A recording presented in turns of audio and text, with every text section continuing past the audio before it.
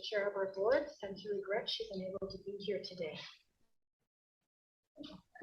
Gentle reminder that this is a meeting of the board being held in public, but it's not actually a public meeting. The public can have input at the end in the realm of questions. If you have a question on the agenda, there's paper in a question that will be brought to the chair, and we will see if we can address your question. I also have to add, yes, we have an item to add to the agenda. On number 4.1, we have the Premier's Award for Excellence in Education to be added. Can I have somebody to adopt the agenda? As amended. All those in favor? The minutes of the June 7th board meeting, can somebody jump in? All those in favor? So we do have a recognition and delegation.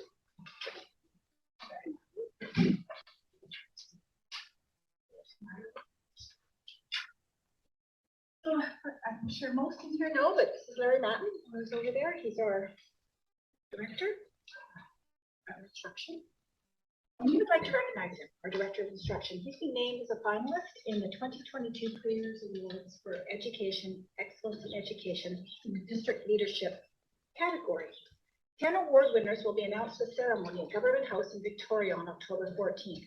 The 10 awards will be given as follows: 2 honoring teachers, 3 recognizing school leaders, 3 for district leaders, and 2 honoring support staff. These Premier Awards honor public, independent, and First Nations school teachers, principals, vice principals, school and district leaders, and support staff who go above and beyond to make life better for K-12 students in BC. We congratulate Larry Matten for being selected as a finalist in the district leadership category and look forward to the announcement at the ceremony on October 14th to find out if he is one of the award winners. Larry, we're really proud of the work you do and your dedication to our students, our community, our staff. Thank you. We're very excited.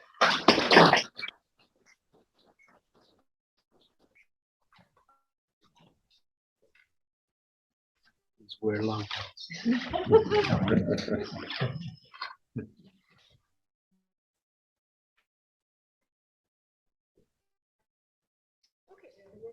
closed meeting. Thank you. The board met in closed session just prior to open. There were human resource issues, contracts, and property issues discussed. The business on the agenda was not concluded, and immediately following this meeting, the board will re-enter the closed session. And under old business, we have our action list.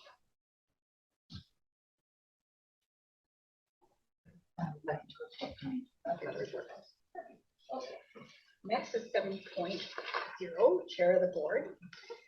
I'll just, reiterate that our chair is not here today. I'm the vice chair and doing this for one of the first times. So it is a real pleasure to be in person and not on Zoom. It's definitely distinct and different, but it's nice to see everybody in person. 7.1.1, we, some time ago, before COVID, had an action item to please make a legacy wall of the trustees over the course of time. Claire got down to work and with a little help has researched all the archives. She's organized, designed, and framed. So we can take down those papers. We unveiled tonight. Yeah, I know.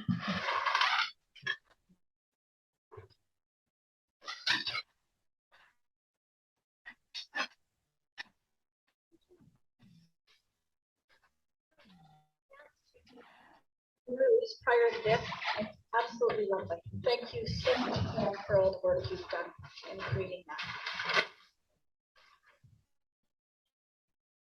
The next item, 7.1.2, is National Day for Truth and Reconciliation. That will be September 30th this year. Last year there was a march planned and a lot of the trustees were able to attend. So I hope trustees, if we have something planned again, that we're able to get our walking shoes on and get out there and join in. 7.1.3, Cowichan Valley Indigenous Day of Learning, From Grief to Medicine, Moving Forward with Good Hearts in the Cowichan Valley. That's on September 26th at 5:30.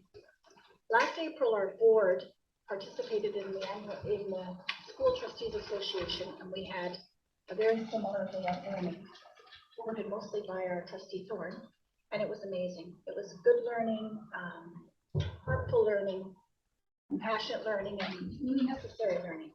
So we are now going to partnership with our District Parents Council, and we're hosting a similar event on the house at 5:30 on that day, September 26th. Dinner will be provided from a Hungry Bubba's food truck. All our schools have received an invitation in June and over to their communities. It will be very exciting to spend some time with our communities, our families, our neighbors, and all those who would like to attend and come and check this out. Passionate, heartfelt learning that we will all do. 7.1.4, we have a local education agreement memorandum of understanding, celebration, and inaugural meeting of the All Nations Council on September 28th from 11:30 to 1:30. This meeting is to celebrate that we signed our agreements and to begin our education agreement nations in a more formal way. And I really want to encourage trustees to do what they can to attend. It would be really great for us to be there. 7.1.5, Student and Family Affordability Fund. It's really exciting that we will be receiving approximately $880,000 to enhance our students' food security and support affordability concerns. And these funds are going to be allowed to be used to improve students' access to meals and foodstuffs during the day, after, and before, and also directly offset costs to parents, guardians, and students, such as school supplies and other cost pressures that parents may be facing as we start school. Thank you. There's a significant amount of consultation with the board on how to allocate these funds and regards to the appropriate distribution. However, we do know that there are some immediate needs at the schools, and I have proposed a motion for the board to consider allowing quick allocation to get school started with these funds to address those parental needs while we determine how the balance of the funding will be allocated. So we are proposing that the Board of Education of School District 79, Cowichan Valley, approves the rapid distribution of a preliminary allocation to the family affordability funds, schools with a base of 2,000 school location, and increase for population and tiered school needs. So recognizing that some schools have to be $2,000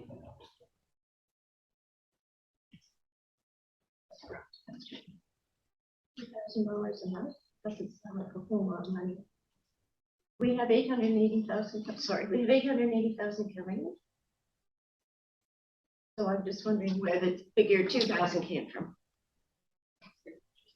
It came from staff discussions, certainly knowing that we are to consult on the majority of these funds. So we just wanted to get some out until we had that consultation complete and had an actual allocation. We know there are some immediate needs. Certainly where the schools have greater need are carrying, which is the way that we allocate many of our resources on a tiered need, would address those schools that are more than $2,000.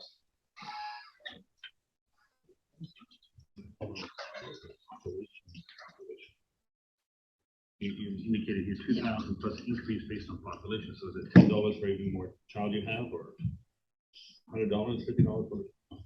We need to develop that framework, but right now we know that, for instance, Cowichan Secondary is certainly a lot larger than Lake Cowichan Secondary. So we just felt that we would put together a framework to get some initial funding out and come back to the board with a plan for the balance. We just know there's an emergent need and wanted to address that.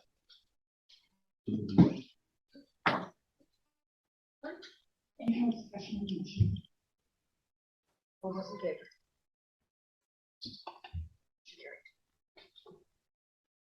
1.1.6, there is a meeting with Minister Whiteside by Vancouver Island School Trustee Association, a small contingent, and they met to talk about some new seismic upgrading. And our chair will be sending us more information on that when it's there.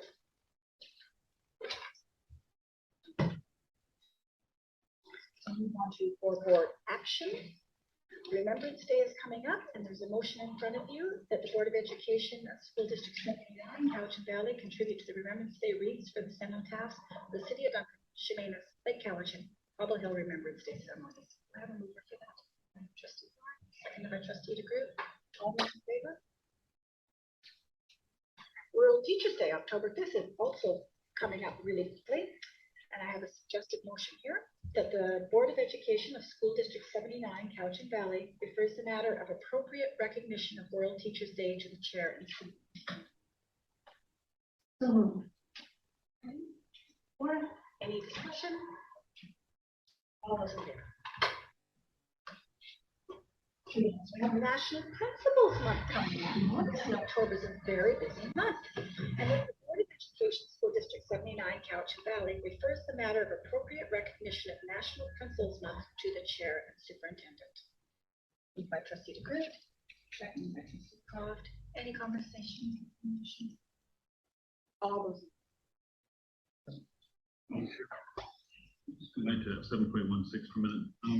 Was this a surprise? Was it a significant contribution by the province to help out all our schools and families?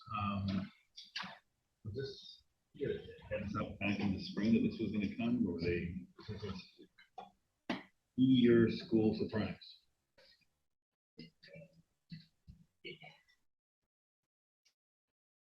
I'll say it was mostly a surprise, although there were some questions asked of us in August. So I knew they were thinking about something, but not exactly the scale or scope of the announcement. But they were inquiring about some inflationary factors that the school district was experiencing, and particularly asking about meal programs. But outside of that cold call, somewhere around middle of August, it was a surprise. I know we don't do it very often, but I think we should consider sending a letter of appreciation of this unexpected contribution to our schools and communities. So I don't get those letters of gratitude very often. There's a second? All those in favor?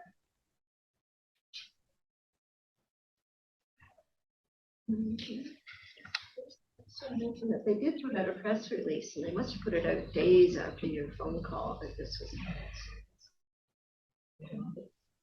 There's lots of zeros in it, so yeah. It's really exciting that we can put them in our schools, just on that same topic now with school supplies. There are sharing in it. That's great.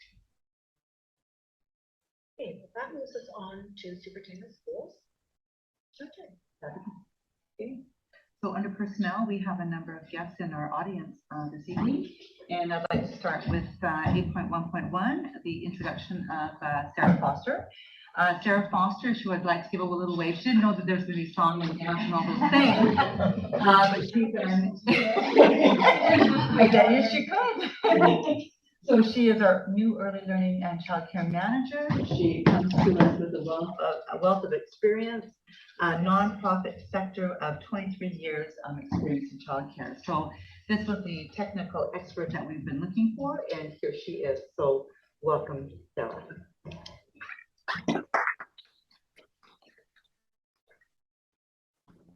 Moving on, unfortunately, 8.1.2, Debbie Hunter was not able to make it this evening. She is our new transportation manager, but we will bring her in for the next month to actually introduce the board to Debbie. Third one, introduction of Kim Darbyshire. She is our new district vice principal of Inclusive Learning. You could get wave. There you go. So Kim was one of our successful candidates in our vice principal pool, and she also comes with experience as a learning coordinator from another school district in secondary, and has held a number of leadership roles. So, well. And then moving on to our 8.1.4, we have Sarah Simmons. And Sarah Simmons is and Sarah is our new vice principal at COM.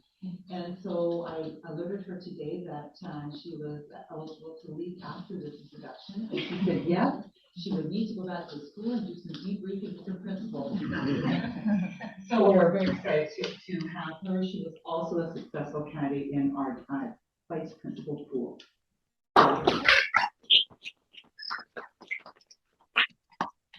Thank you all for coming. We really appreciate it.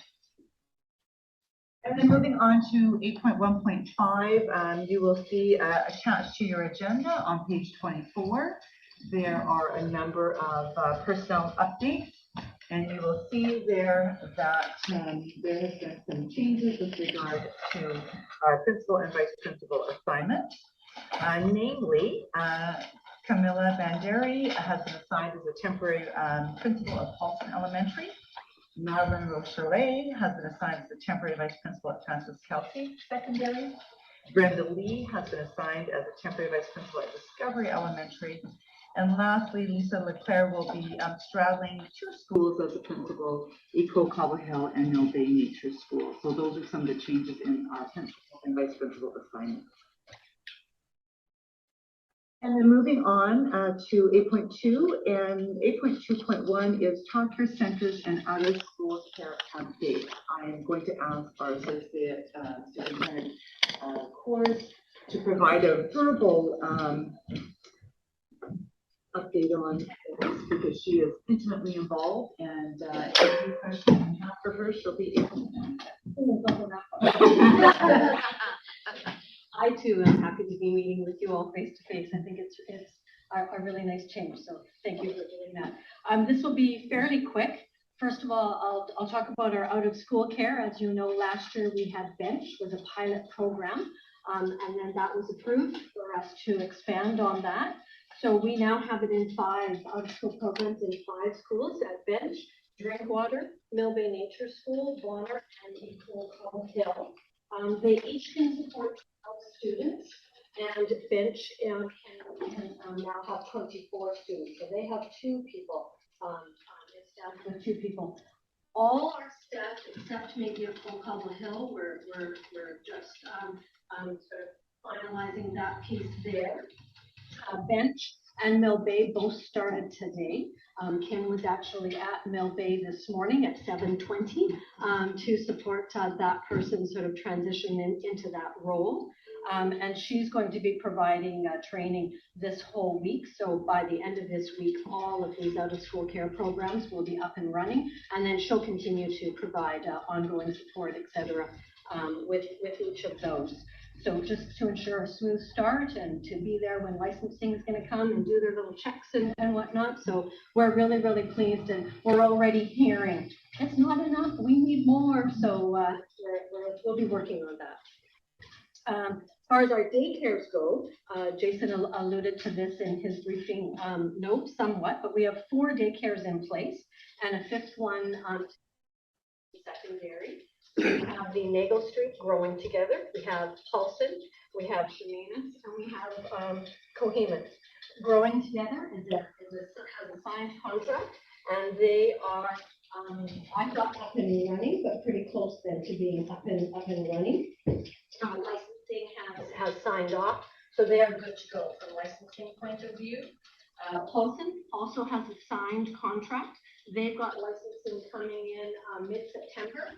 So to sign them off. So that one should be up and running fairly quickly after that as well. Chemainus, we're working on the contract, and we're hopeful to have that up and running by October 1st. At Coheman, we've been really looking at a partnership with Aboriginal Head Start, and we are very, very close to giving them a contract and then working on getting that contract signed. So we're very, very excited to be partnering with the Friendship Center and having an Aboriginal Head Start within our district. Very exciting work. Cowichan Secondary. So right now we're working with Cowichan and Duncan on permits and finalizing the drawings for the space. The space needs to reflect the expectations of being on a floodplain. And so the earth needs to be raised somewhat, and we need to sort of do some work around that to ensure that we're meeting all of those guidelines. So drawings should be coming back to us anytime, and sort of working through that permit, but that is also moving forward quite nicely.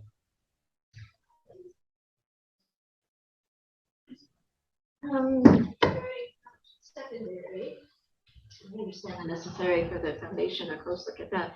but it's still one of the modules that we have already purchased. Yes, the module is already, and it's already made, ready to go. It's just in storage.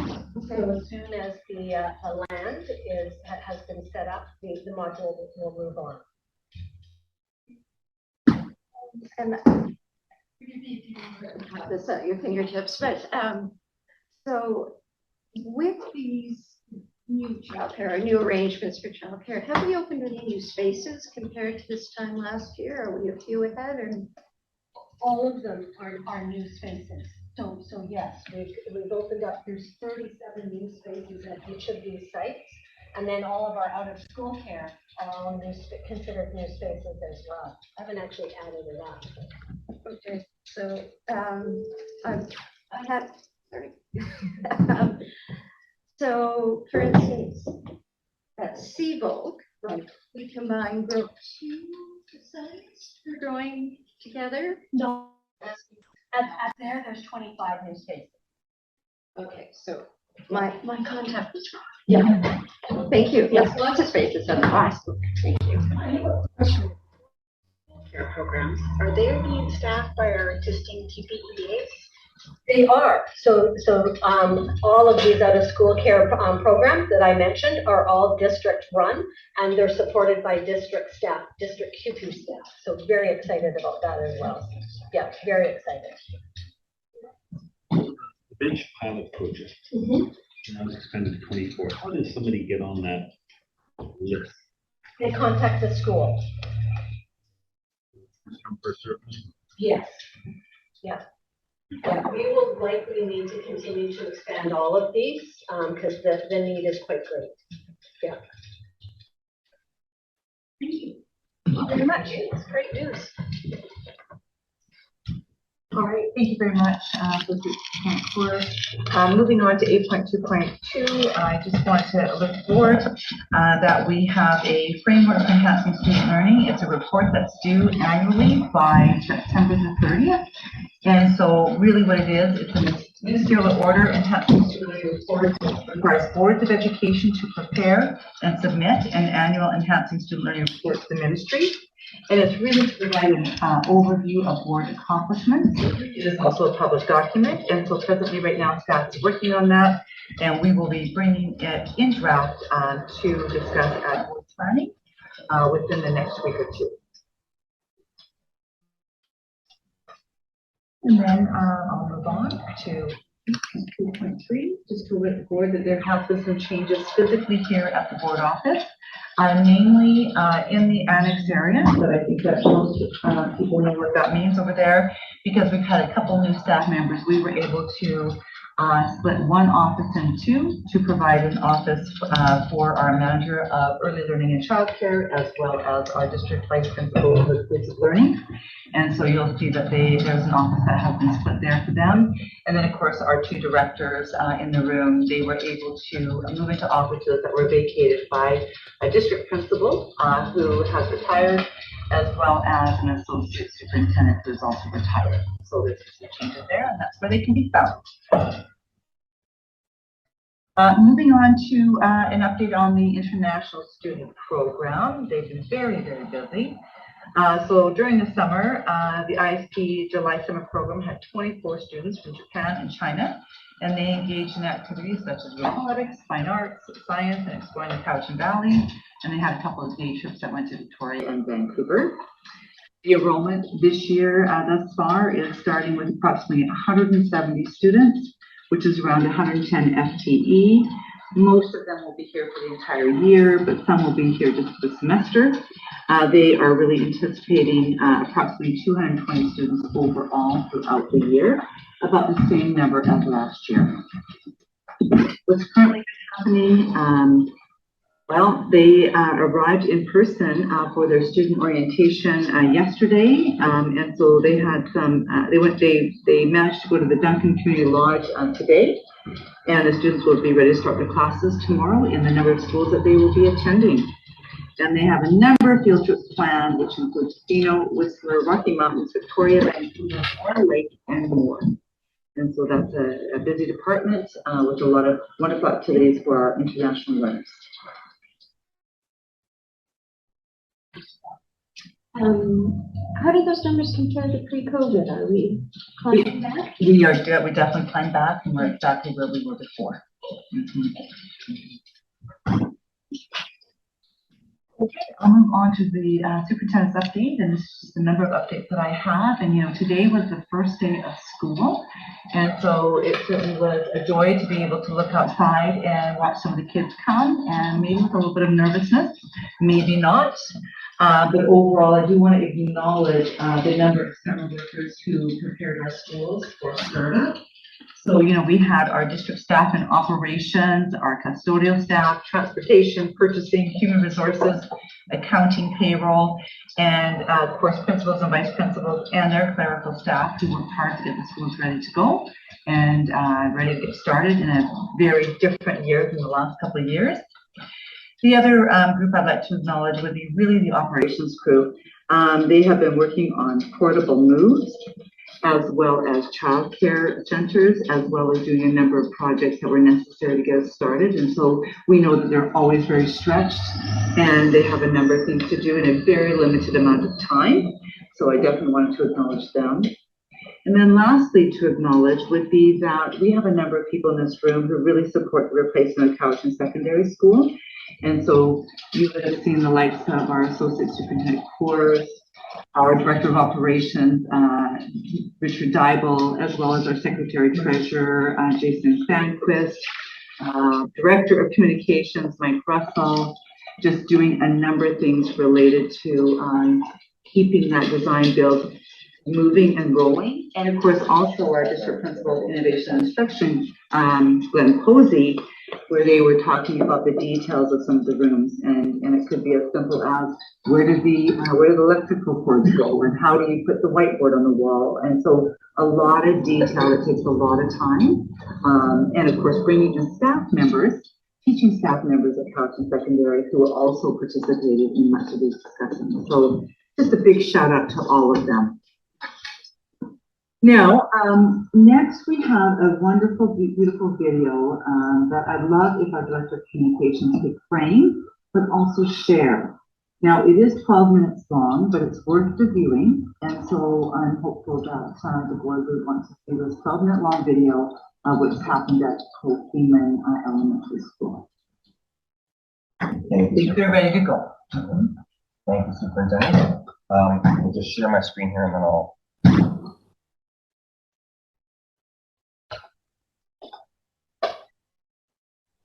So Coquitlam Elementary, the staff and students have been working for the last number of years to really show what's happening inside, show it to the community. They really wanted to bring the inside learning out. And so their hope was to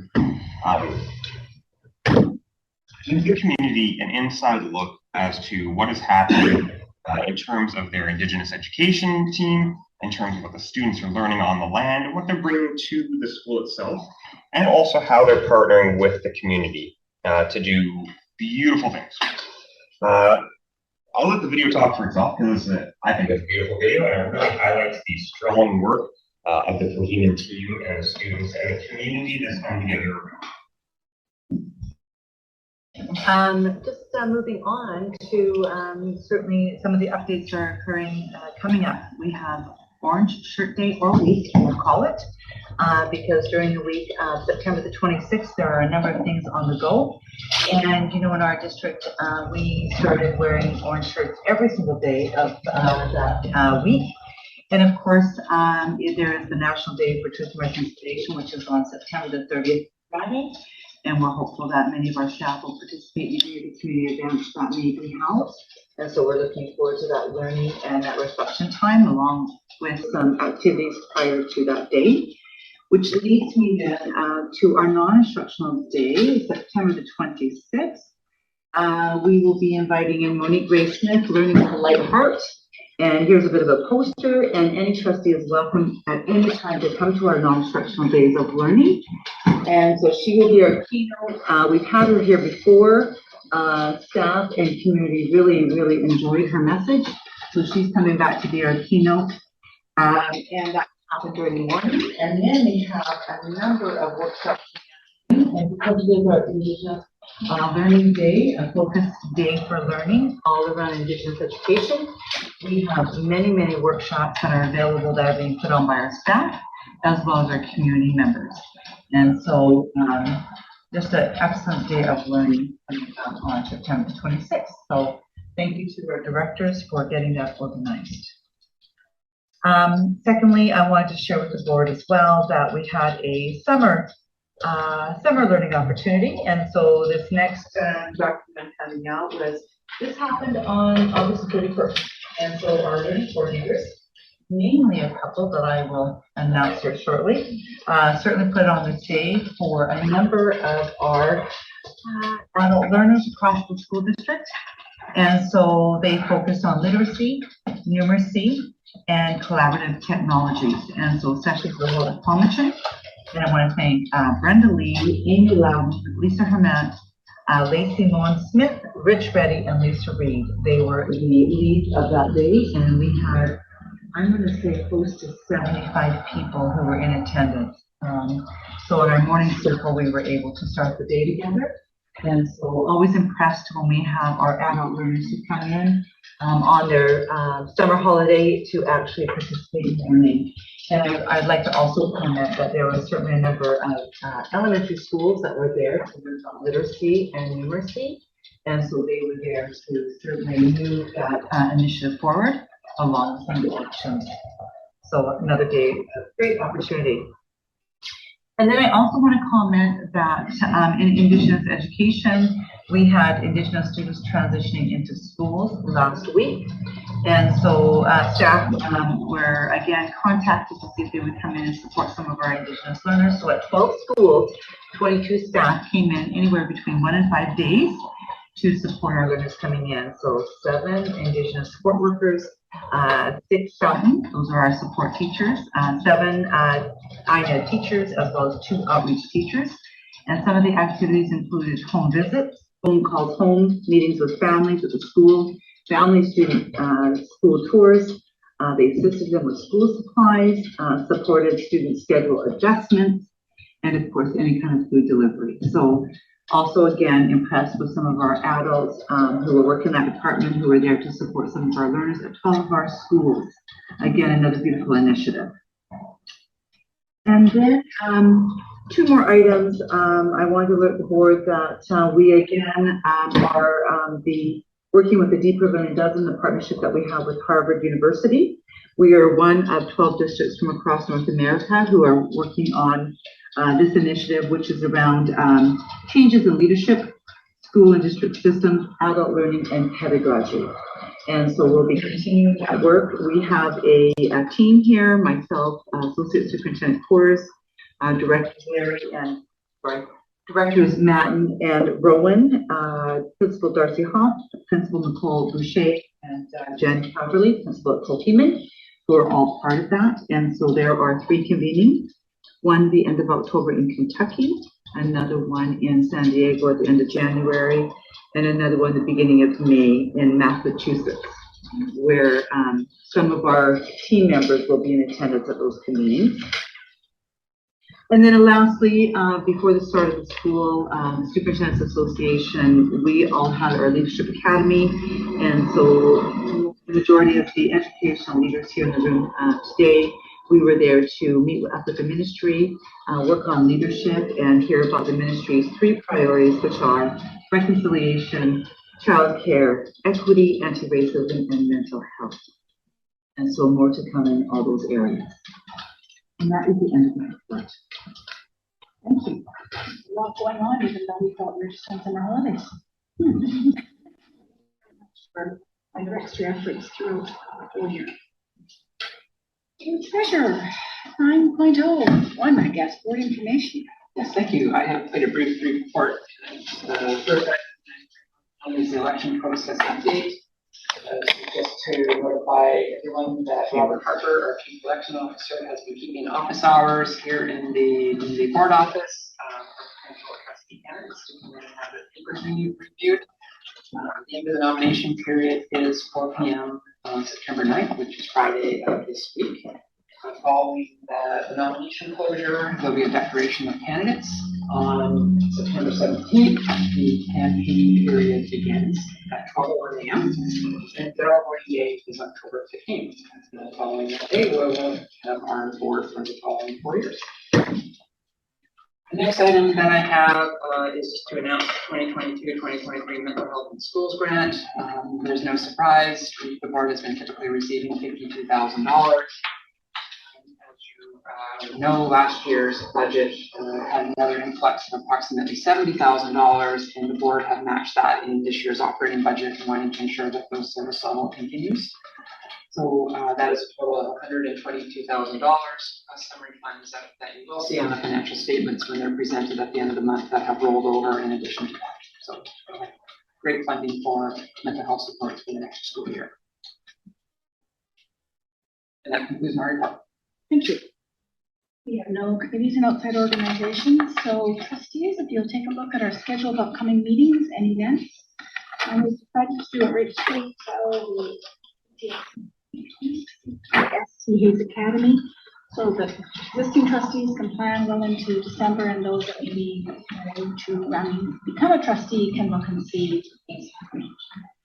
It would be really encouraged if we can have trustees look at our plans, but the local education agreement is in the middle of the day, so it might take some planning or thinking from trustees, and also are moving forward with Good Heart ballot. And there are other meetings, or just take a look, if you're expected to be here, your name is beside it, and we can move that around if we need to. Yes. And I'd just like to point out that on September 27th, we will need to hold special close to receive the auditor's report and the special open to receive the financial statements. And sometime before that, we'll need to call an audit committee meeting. So those times are to be determined, and we'll be setting those shortly with those chairs. And the other item I wanted to point out, as it is a little bit out of cycle, is the inauguration of the new board will be on November the 8th. And typically the board meets on the first Tuesday, but we're not able to meet until after the first Monday for the school act. Hence why the date has been moved out to the 8th for that first board meeting. I'm going to be out of the country on October 13th. I was going to actually suggest that Trustee DeGroot and I switch. I'll be also out of the country on September 15th.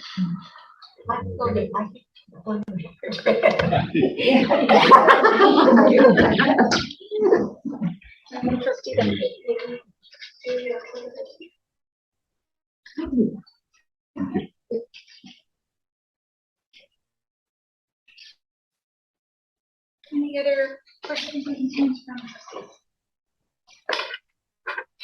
Thank you. It's a pretty busy agenda.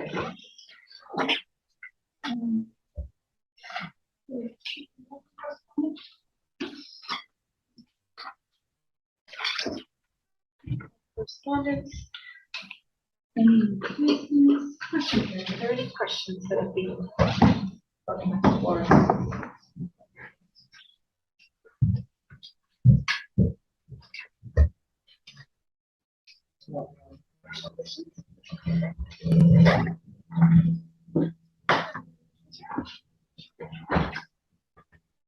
Trustee DeGroot, seconded by. Thank you. Thank you, everybody. We will all